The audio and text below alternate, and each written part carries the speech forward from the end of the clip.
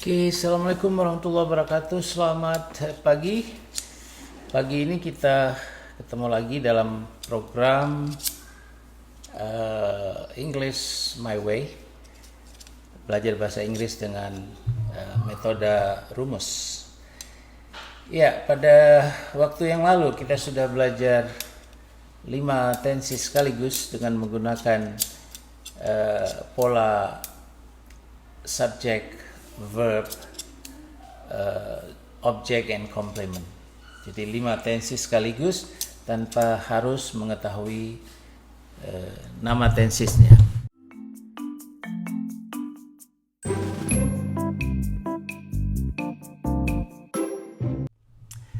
Baik, hari ini kita akan awali dengan membacakan satu caption.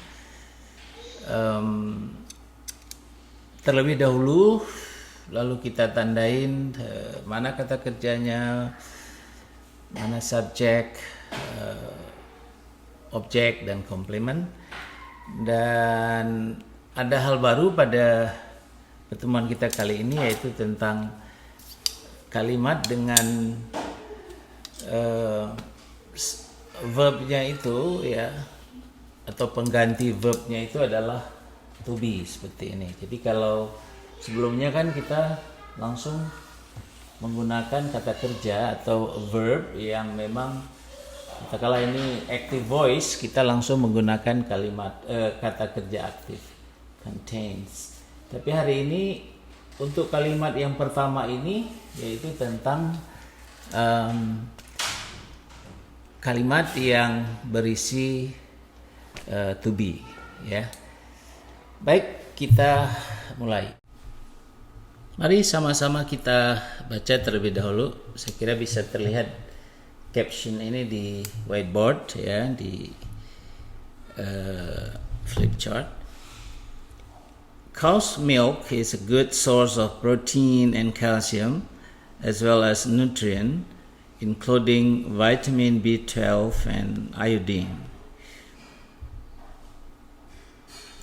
It also contains magnesium, which is important for bone development and muscle function, and whey and casein, which have been found to play a role in lowering blood pressure. Ya, mungkin kita lihat, mungkin ada beberapa kata yang kita harus pastikan pronunciation-nya yang benar, ya. Barangkali sebagai noun pada hari ini yaitu protein, ya. Bahasa Indonesianya mungkin protein, ya, protein. Calcium, nutrient, vitamin B12.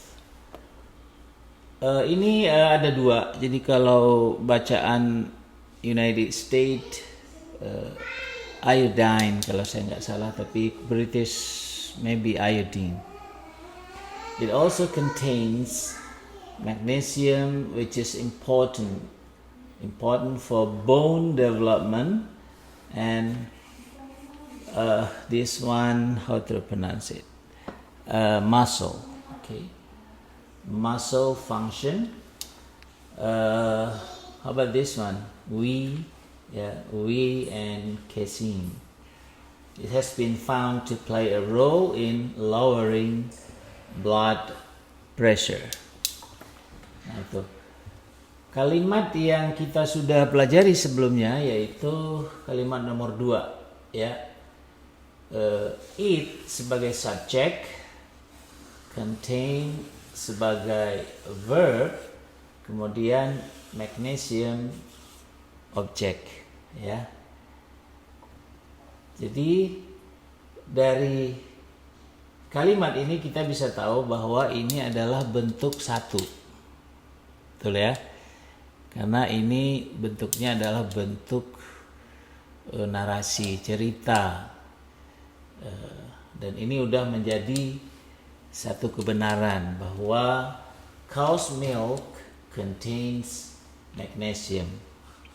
Ya.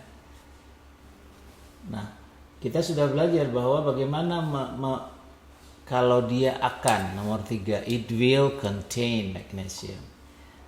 Kalau nomor 4 itu mengandung magnesium dulu, ya.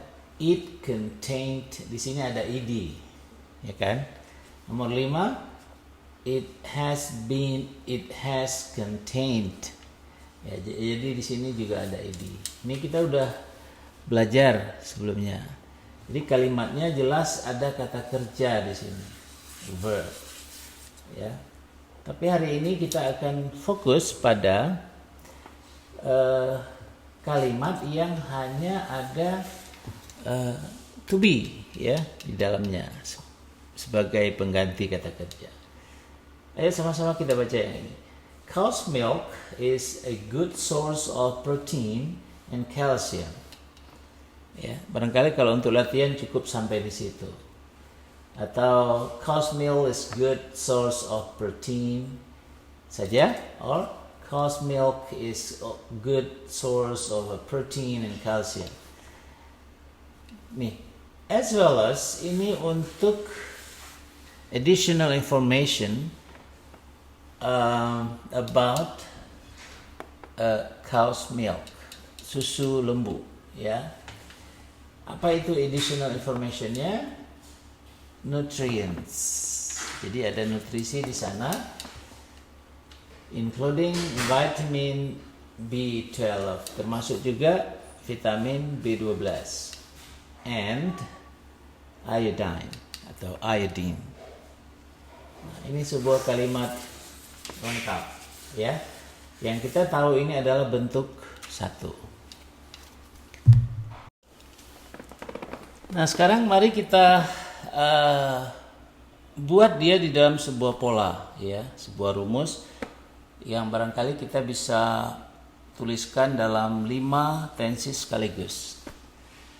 Ya. Ya, kita mulai. Tadi kita lihat bahwa cow's milk itu atau kita singkat milk saja, or you can say cow's milk, yaitu susu lembu, ya. And then to be is, an adjective is a good source of, ya, nutrients. Ya, kita sekarang aplikasikan ini ke dalam rumus, karena metode kita adalah metode rumus. Apa subjeknya? Subjeknya adalah cow's milk, ya, yaitu susu lembu.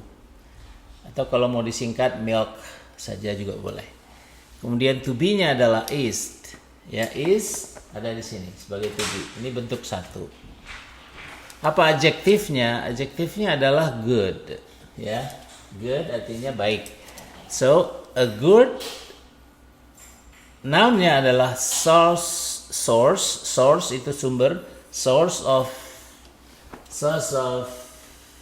nutrients. Mungkin sampai di situ oke, nggak perlu kita sambungkan lagi seperti tadi ada as well as bla bla bla. Nah, ini bentuk 1. So cow's milk is a good source. Okay, we may say plus noun. Ini menggambarkan objek, ya.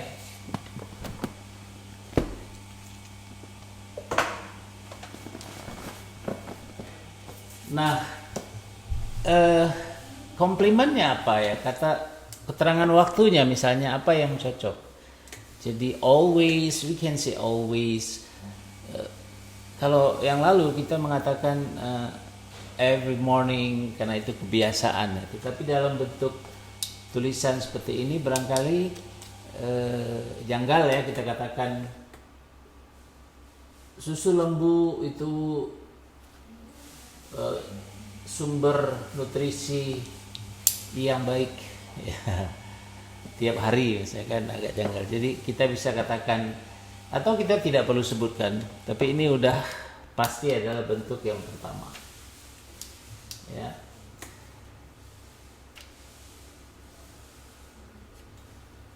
Kalau mau ditambah a good source of nutrients for health misalnya untuk kesehatan, nah itu juga silakan ditambah.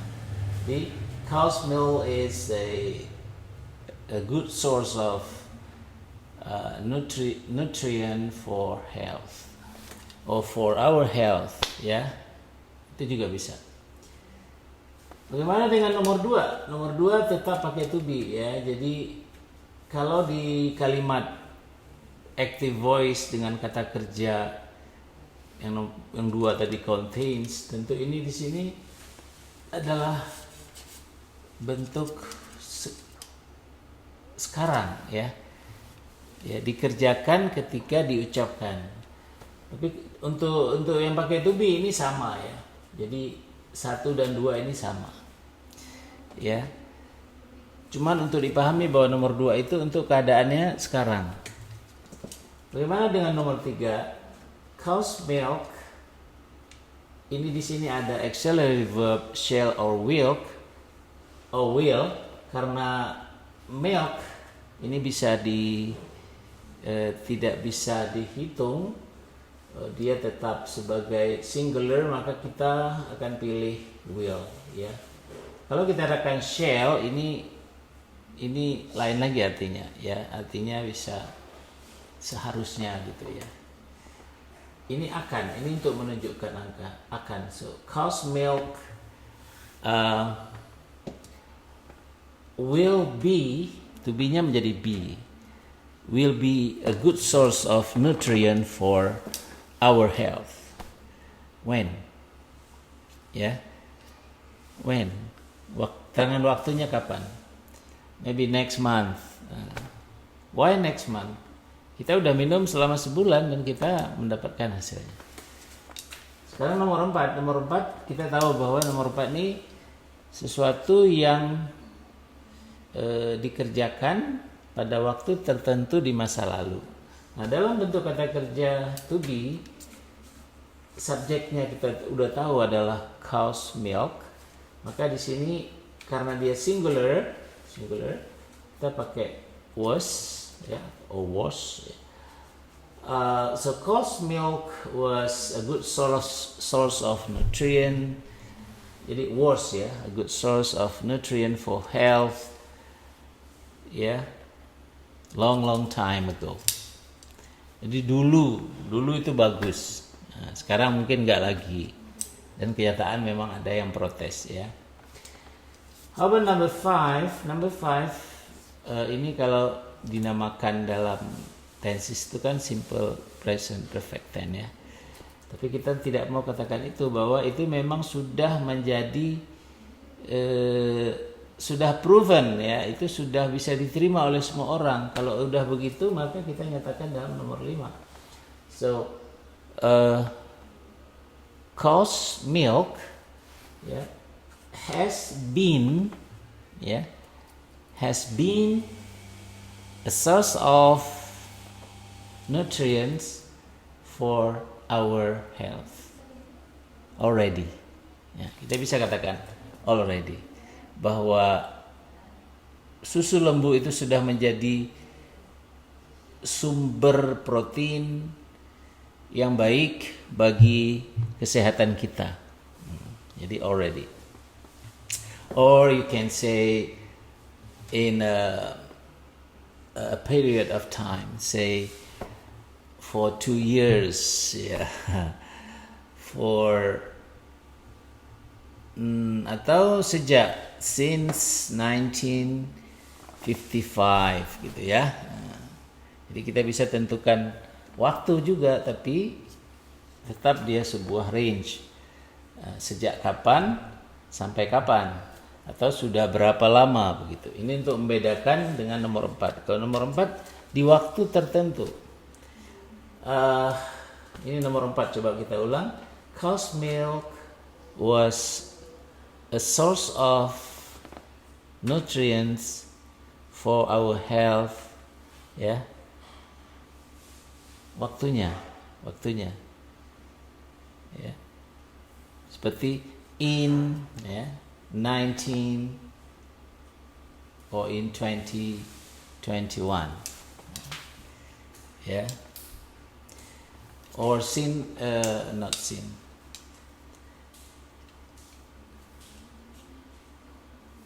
So, course meal was a source of nutrient for our health, yeah, last year, for example.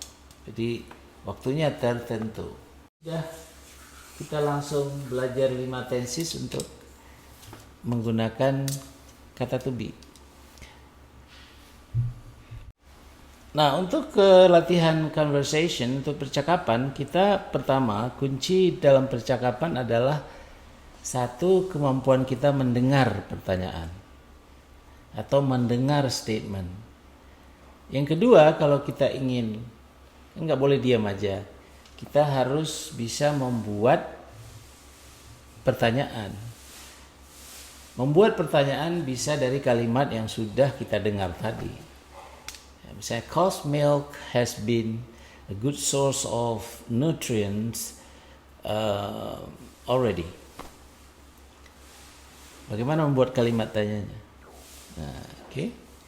Kita bisa menggunakan kalimat 5W1H seperti yang kita udah pernah pelajari, atau kita tinggal menggunakan bentuk pertanyaan. Kalau di sini dari bentuk to be yang ada. Jadi untuk nomor 1, is cow's milk, ya, a source of good nutrients for our health? Itu pertanyaannya. Jawabannya yes it is. Yes it is a good source of nutrient for our health. Ya, it's proven. Bagaimana dengan nomor 2? Sama. Nomor 3, will, ya. Will it. Oke. Kita bisa ganti cow's milk dengan it, jadi will it be a source of nutrients next year? Apakah sampai tahun depan tuh dia akan tetap menjadi salah satu sumber nutrisi? Gitu kan? Okay, how about number 4? Was it? Yeah, was it? Yeah, it ini tadi cow's milk. Was it a good source of nutrients? Yeah, last year. Ini has it? Yeah, has it been? Ya, seperti itu. Jadi kita bisa menggunakan kata to be, kita letakkan ke depan. Nah, bagaimana dengan menggunakan 5W1H? Katakan what. Kita ingin menggunakan what. Kalau kita ingin menggunakan what, maka sasarannya adalah subjek. Betulkah subjek? Coba kita lihat. What is, ya, what is the source of nutrients for our health? Ya, jawabannya subjek. Cow's milk. Ya. What? How about this? Oh, sama. So, what will be a source of nutrient for our health next year? So the answer is the subject, cow's milk. How about number 4? What was a source of nutrients last year? The answer is the same, cow's milk. And then this one. What has been the source of nutrients already? The answer is cow's milk. Okay. Demikian juga dengan why. Why? Jawabannya nanti adalah sebuah penjelasan. Kenapa susu lembu penting untuk kenapa susu lembu itu salah satu sumber yang baik untuk nutrisi, nah, itu kan? Maka karena why kita harus jawab because, ya.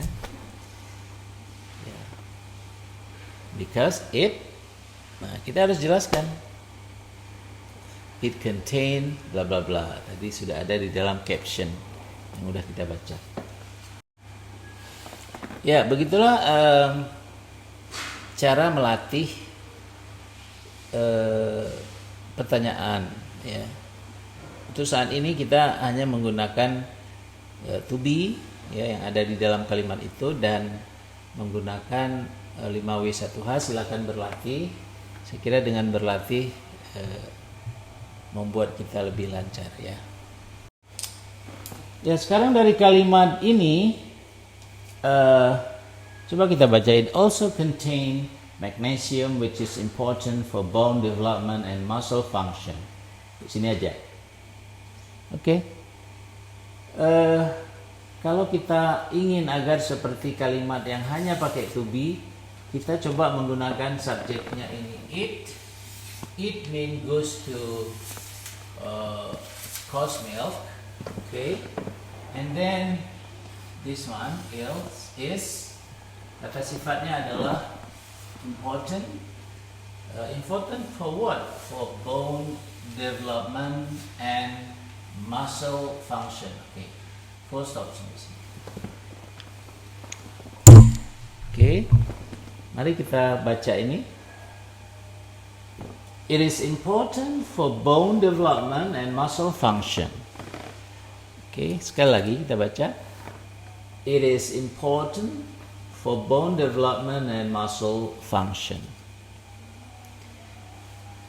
It is important for bone development and muscle function. Ini adalah bentuk nomor 1. Nomor 2 sama. Bagaimana dengan bentuk nomor 3?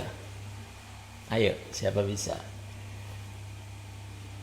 It, kita pilih shall or will. Kita akan pilih will. It will contain. Ya. Di sini kita ganti dengan it will contain. Ya. Tapi karena kita nggak pakai contain, maka it will be important. Ya, ingat ya. Setelah will be. It will be important for bone development and muscle function. Okay? Bagaimana nomor 3? It was. Yeah, it was important for bone development and muscle function. How about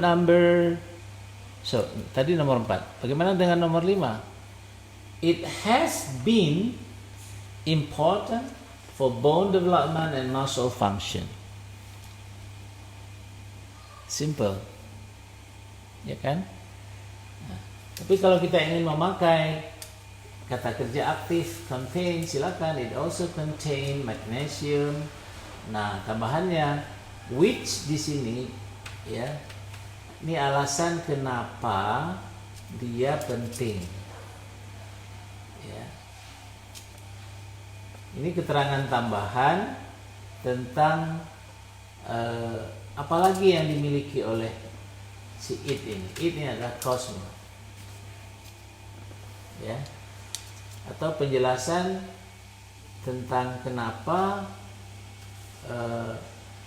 cow's milk itu penting. Penting itu apa? Untuk pengembangan tulang. Ya. Dan fungsi otot. Ya. Ya. Fungsi otot. Karena di awal tadi source of protein, kan, and calcium, as well as nutrients. Ya.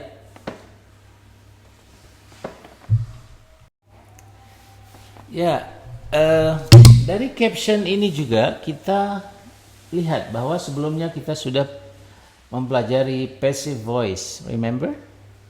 Yang mana di sini passive voice? Kita lihat di sini.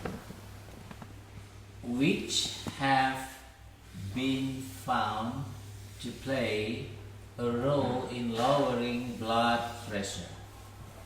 Ya. Ini tidak lain adalah bentuk bentuk kelima dari kalimat passive. Ya.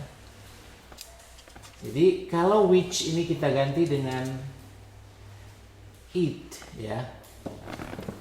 Ini kita ganti dengan nggak bisa it ya, tetapi karena di sebelumnya itu ada n ya, they ya. Ini kita ganti dengan they, mereka itu apa? Mereka itu adalah we and Casey ya, we and Casey. Jadi they have been found to play a role in lowering blood pressure. Itu kalimat pasif. Ya. Mereka sudah ya ditemui atau sudah diperoleh ya, maksudnya memperoleh hasil riset ya, memainkan peran dalam merendahkan tekanan darah ya, dalam penurunan tekanan darah. Jadi yang mau saya katakan adalah dari sebuah caption, apakah itu sebuah paragraf yang sempurna, di sana mengandung kalimat active voice dan passive voice. Active voice sendiri ada yang menggunakan kata kerja aktif seperti contains di sini, tapi ada juga yang mengandung kata kerja to be. Ya. Nah itu dua-duanya harus kita kuasai. Dan yang paling penting juga dilatih oleh para mahasiswa, sahabat kampus sekalian adalah jangan pernah sepelekan pronunciation, cara baca yang benar. Karena bahasa Inggris salah stressingnya salah itu akan sulit dipahami oleh lawan bicara kita. Ya. Contoh misalnya mengatakan pisang, bagaimana bahasa Inggris pisang? Kalau di Jepang itu menerjemahkan pisang dalam bahasa Jepang itu dia bilang banana, ya, banana. Korewa banana des. Jadi tekanannya itu pada ba. Sedangkan stressing yang benar dalam bahasa Inggris, syllable stressnya di syllable ne ya, banana. Jadi kalau banyak bananas, potatoes, bananas ya. Contoh lain adalah pengaruh mungkin logat kita seperti bahasa Indonesia. Kalau kita ingin mengatakan suhu atau temperatur itu bagaimana? Itu sering kita baca temperatur. Mungkin pengaruh bahasa apa ya, Belanda mungkin ya. Tapi kalau yang benar adalah noun ini kan, jadi stresnya silabelnya di pertama, temperature ya, procedure ya, jadi bukan temperatur. Jadi ini sangat penting dan saya kira ini harus menjadi perhatian adik-adik mahasiswa dan sahabat kampus sekalian, bahwa struktur kalimat penting, vocabularies-nya kita perlu hafal, dan cara menghafalnya pun dengan menggunakannya di dalam kalimat, dan yang paling penting lainnya adalah bagaimana mengucapkan yang benar atau disebut dengan pronunciation, correct pronunciation. Oke ya, terima kasih untuk hari ini. Silakan berlatih. Demikian, assalamualaikum warahmatullahi wabarakatuh. Jumat Mubarak.